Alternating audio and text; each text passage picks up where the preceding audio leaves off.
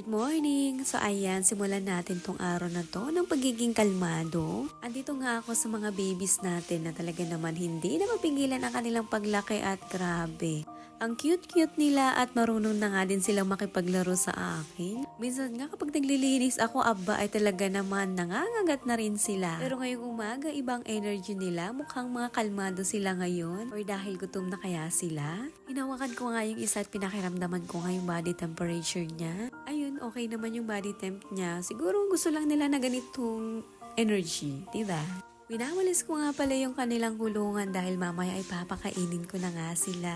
At ngayon isang buwan na nga pala sila at malakas na nga silang kumain. Nakakatuwa din naman silang pakainin dahil nga abay nauubos agad. Pero syempre sundin pa rin natin kung ano yung tamang pagpapakain, gaano kadami. Kailangan ko ang linisin mabuti para naman wala silang makain na dumi. Pag mga ganitong edad pa naman ay napaka-sensitive nga nila. Lalo't marunong na nga silang kumain, aba kung ano-ano na nga yung kinakain nila. Malaking tulong nga sa amin yung paglalagay namin ng net dito sa paligid ng mga babies natin. Hindi na nga nakakapasok yung mga manok at hindi na nga rin sila nagdudumi. Yung pa naman yung ayaw na ayaw ng mga babies natin kasi pag once sila ay nakakain nun, aba talaga naman magtatain na nga sila. Naranasan ko nga yun nung bago-bago pa nga lang ang mag-alaga ng biik ay talaga naman stress 100% ang Disney Princess nyo. Pero ngayon nalalaman na nga natin kung ano yung bawal at hindi bawal. Kaya ngayon alam na natin kung ano yung gagawin natin kapag may mga problema. Siyempre sa tulong ng aking virtual technician na si Lucky. Hi Lucky, thank you so much. And of course sa mga technician din natin dito sa amin. So ayan, binigyan ko na nga rin sila ng pagkain pero konti lang muna kasi nga baka manibago sila. Hindi ko nga muna nilagay lahat. Antayin ko muna kung mauubos nga nila yung nilagay ko bago ako maglagay ulit. Booster po pala yung pinapakain ko sa kanila at ito nga yung unang pagkain ng mga babies natin na feeds. Siyempre, kasama natin ang Pigrolac.